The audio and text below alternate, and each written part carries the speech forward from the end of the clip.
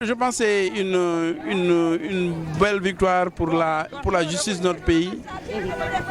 Nous avons été heureux de voir nos frères et nos sœurs libérés aujourd'hui. Alhamdoulilah Rabbil Alamin, tel qu'on nous l'avons dit, mais cela, en même temps ça pose quand même quelques problèmes.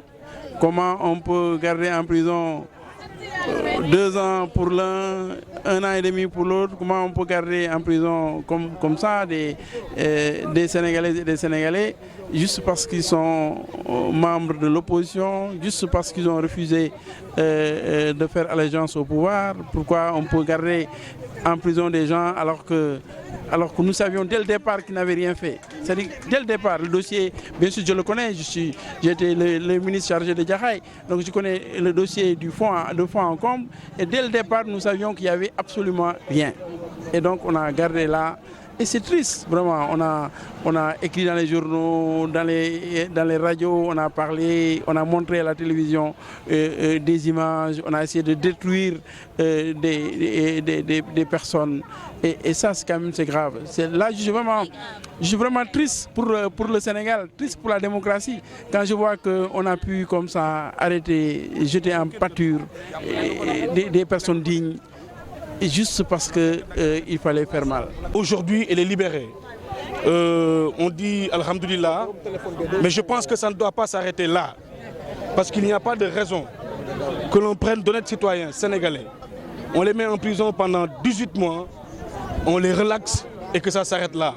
C'est la raison pour laquelle j'ai demandé solennellement aux députés du Sénégal d'ouvrir une enquête parlementaire en vue d'entendre l'ancien ministre de la Justice, Aminata Touré, d'entendre le procureur de la République, d'entendre le juge d'instruction du 2e cabinet, pour qu'ils viennent s'expliquer sur les raisons pour lesquelles une telle injustice a pu frapper à tort Mme Aïda Ndiong.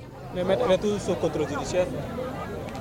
Oui, mais écoutez, je vais vous dire tout de suite que ce qui est reproché à Aïda Ndiong dans ce dossier dans lequel elle a été relaxée, c'est exactement ce qu'on lui reproche devant le doyen des juges d'instruction, c'est exactement ce qu'on lui reproche à la CREI. Si la CREI estime que le patrimoine d'Aïda Ndiong est illicite, la décision qui a été rendue aujourd'hui est de nature à faire comprendre à tout le monde que ces biens sont parfaitement licites. Parce que ce sont ces marchés qui sont actuellement en train d'être instruits par la CREI. Donc, et là aussi, je voudrais en profiter pour vous dire que cela relève d'une volonté exclusive de nuire à Aïda Ndiong, parce que seul le doyen des juges d'instruction aurait pu enquêter sur toutes ces affaires. Mais puisque le doyen des juges d'instruction a refusé de la placer sous mandat de dépôt, ils ont ouvert un autre front en l'envoyant devant le juge du 2e cabinet, en lui donnant des instructions fermes pour que Aïda Ndiong aille en prison, et c'est ce que ce dernier a fait. Mais pour une bonne administration de la justice, un seul dossier doit être géré par un seul magistrat.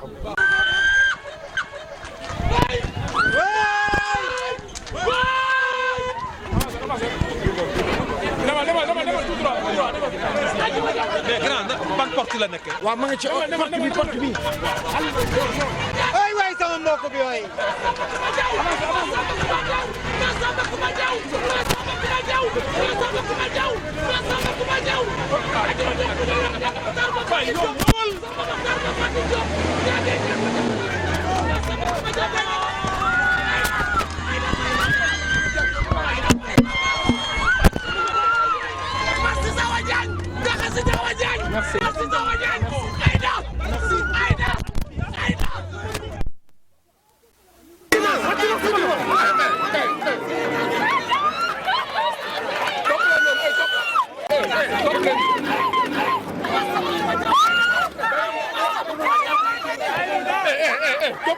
Hey,